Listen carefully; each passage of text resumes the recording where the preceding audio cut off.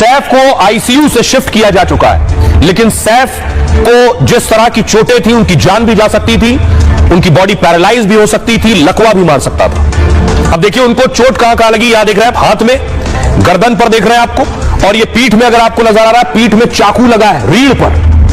यह बहुत खतरनाक था, इसकी वजह से उनकी जान जा सकती थी। लीलावती अस्पताल में 6 घंटे तक उनकी सर्जरी हुई। डॉक्टर ने 2.5 इंच नुकीला टुकड़ा निकाला है, 2.5 इंच लंबा। सोचिए, हमलावर का चाकू सैफ की रीढ़ में फंस गया था। वो चाकू रीढ़ में फंसा फंसा ऑटो करके अस्पताल पहुंचे। चाकू निकालने के बाद से फ्लूइड बह रहा था, यानी तरल पदार्थ रीढ़ से निकल रहा था। उसे रोकने के लिए डॉक्टर से फौरन सर्जरी की। रीढ़ की हड्डी के अंदर दरअसल तरल पदार्थ होता है। यह लीकेज तब होता है जब शरीर में मौजूद झिल्ली में कहीं होल या फिर वो कहीं से फट जाए।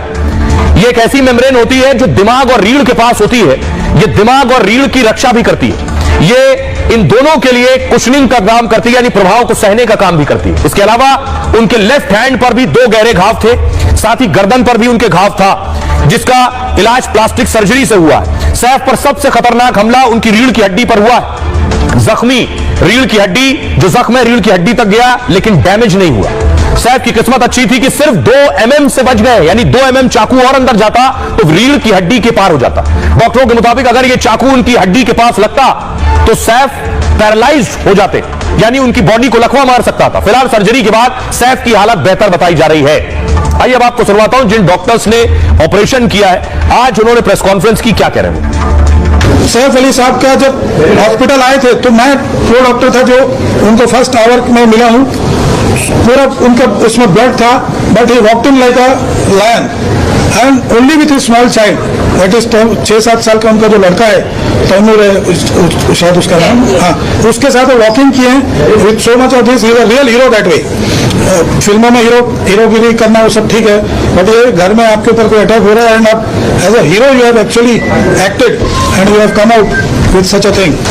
ही is doing presently very well, his parameters have improved. जहां तक नाइफ पहुंचा 102 मिलीमीटर और जाने से स्पाइनल कॉर्ड में इंजरी हो सकता था, which is very very fortunate. It's a very deep wound, but वो जस्ट स्पाइन कॉर्ड से थोड़ा बच गए, तो उनकी एक अच्छी वो है। बेसिकली कल हमने रिलीज में बताया था कि उनको 4 मेन जख्म थे जो थोड़ा सा डीप थे, 2 हाथ में, एक गर्दन पे, और सबसे डीप और खतरनाक जो था वो रीढ़ की हड्डी में। एक शार्प ऑब्जेक्ट उनका रीढ़ की हड्डी में गया था।